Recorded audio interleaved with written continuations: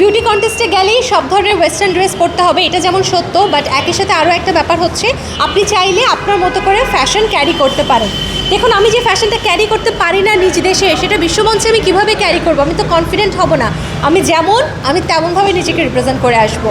তানজিয়া যেমন মিথিলা আপু আমার খুবই পছন্দের একজন মানুষ, এবং মিথিলা আপুকে সামনাসামনি দেখলে বোঝা যায় যে একজন বিউটি কুইনের যেমন হওয়া উচিত ঠিক তেমন, মানে মিথিলা আপুকে বিট করার মতো বিউটি কুইন আমার মনে হয় না বাংলাদেশে এই মুহূর্তে আর কেউ আছে।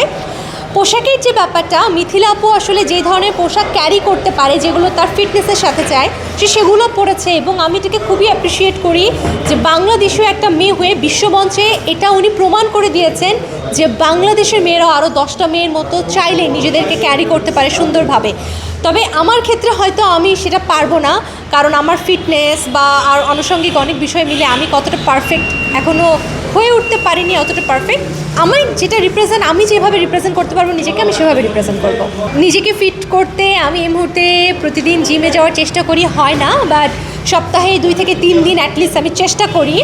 বাসায় গ্রিন টি খাচ্ছি, এমনি অয়েলি ফুড আমি খুব একটা খাই না, ওগুলো এখন আরও বাদ দিয়ে দিয়েছি। অনেক বেশি সালাদ খাচ্ছি, আমার খুব ফেভারিট একটা সালাদ হচ্ছে ক্যাশনাট সালাদ, সারাদিন খাই। সো চেষ্টা করছি, দেখা যাক কী হয়। আসলে দেখুন, আমার কন্টেস্টে এরকম কোনো বাধ্যবাধকতা নেই যে পড়তেই হবে।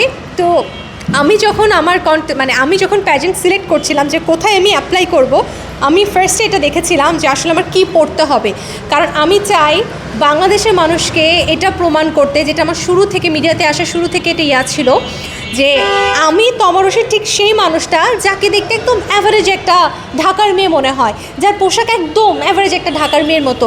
এমন সে কোনো কিছু পড়ছে না যেটা দেখে মনে হচ্ছে যে আল্লাহ, সে এমন কিছু কেন পড়লো যেটা আমার দেশের সাথে যাচ্ছে না।